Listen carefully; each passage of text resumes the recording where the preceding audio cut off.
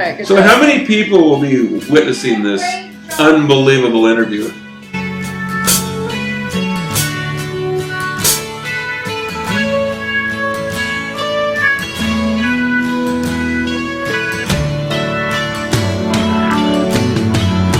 Where are you from, and where did you grow up?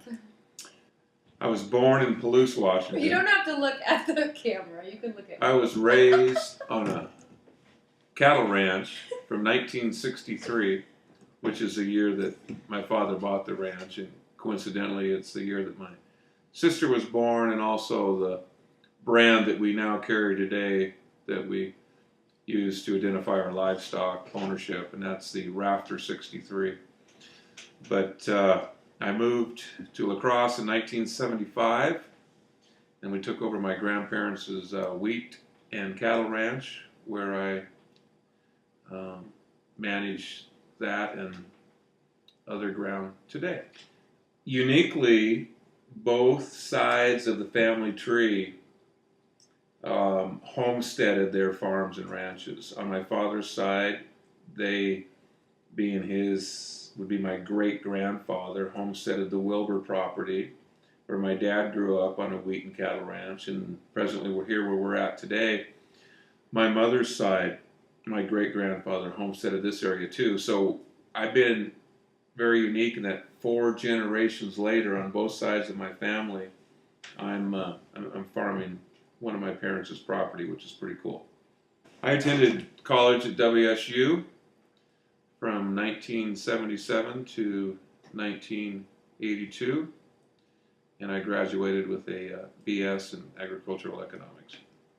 What do you think would happen if we didn't depend on farmers? Well, if we didn't depend on farmers here domestically within the United States, then we'd be subject to what the competitors or the foreign markets would bring to us. And it's so rewarding in about any industry to be self-sufficient nationally.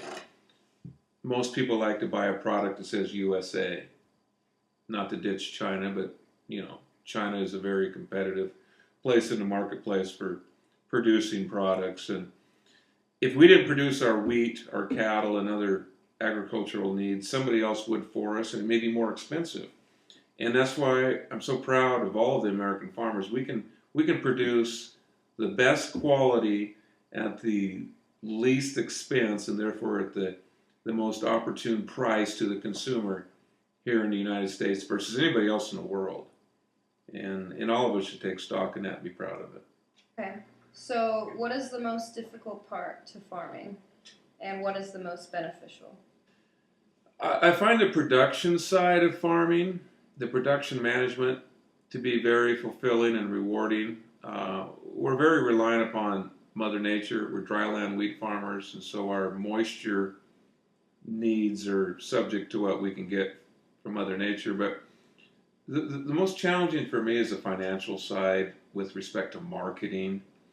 We raise a product, and I have to sell it, and have to try to produce it at a profit to meet our financial needs. But the marketing part is the most demanding for me and the most stressful for me. Okay, how do you feel about computerized machinery? So I was always kind of guarded as to jumping into technology with computers. But as I've swam through that process and become more acquainted with my own personal things, like a cell phone and a computer on that, and then we have equipment needs now that require computers, and whether it's stuff on my combine or like my sprayer, it's got satellite working capability, and so it's spraying based on where I've been before, so it's minimizing overlaps and therefore cost overruns. And so it's been really exciting to see the technological advances with computer stuff and how it's benefited me as a farmer and my bottom line financially. So it's been exciting, even though I was a little bit reluctant at first. The only life I've ever known. And I find it very rewarding. I'm very proud of agriculture. I'm proud of my family heritage. And I wouldn't want to do anything else but something related to agriculture.